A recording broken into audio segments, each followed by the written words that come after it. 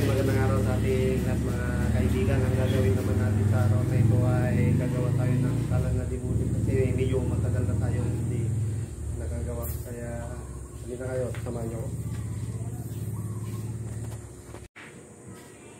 So yan ang kailangan natin na materialis mga kaibigan para makagawa tayo ng mga kalan na dibuling. Kailangan natin ng lumang mga kaldero. Ayan, yung hindi na natin pinaglulutuan. Gawin na lang natin itong kalan na diuling. Ito kailangan natin. Ayan. Tapos lagarin natin sa baba ng ganyan. Diyan dadaan yung sisindihan nating apoy. Ayan, kailangan din natin ng mga round bar o mga putol-putol na bakal na yung medyo magaganda pa katulad nito. Ayan, nabibili ito sa mga junk shop. Ayan, RSB, 10mm, 12mm, gano'n, pwede yan. Tapos gawa din tayo ng dalawang pinaka-ring nya. Ito yung nasa pinaka-ibabaw nya. Ito yung ilalagay natin sa ibabaw, at ito naman yung pinaka-parilya nya. Ayan, ito yung sasala sa ilalagay nating uling para hindi malaglag.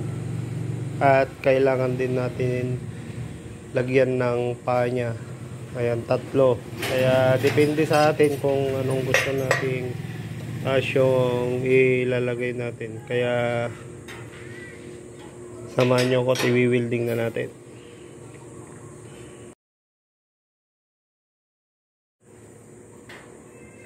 Ito na siya mga kaibigan, na welding na natin yung pinakaparilya niya. Ayan, butasan natin ng 3 din, na isa sa bandang dulo ng nilagari din nating butas. Ayan, dito.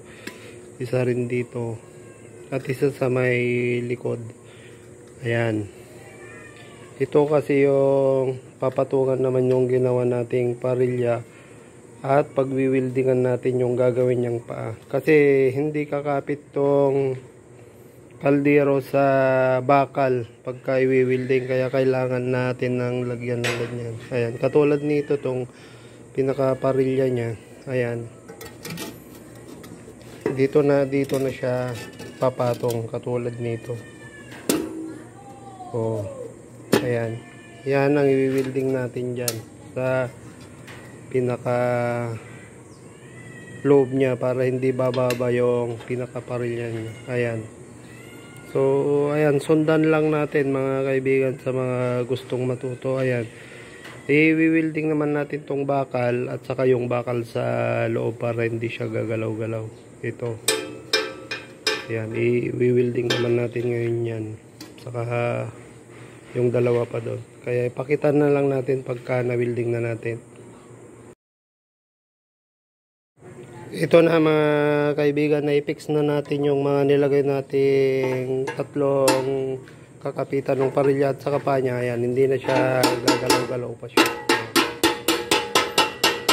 Ngayon naman ang isusunod natin yung 3 pa naman niya. Ito. Para magkaroon lang siya ng pinaka paa niya. So 3. Ayan. Kaya i-welding na naman natin. So ito na siya mga kaibigan. Nailagay na natin yung 3 paa niya. Ayan na yung ano niya, style niya. Oh, ayan na, nakatayo na siya. Ayan. So pwede na natin lagyan yan ng kaldero paglulutan na natin. Ilalagay na lang natin yung pinaka corona niya sa taas para maging stopper din siya ng mga ilalagay nating palayok, gano'n, para hindi magalaw yung ilalagay natin. Itong ring na nilagay natin. Ayan. I-sentro din natin sa gilid ng kaldero para pampatibay pa ito mga kaibigan. Kaya kailangan din ito na lagyan natin ng ganito niya. Ayan na siya. O, ayan. I-welding na naman natin para maging matibay siya.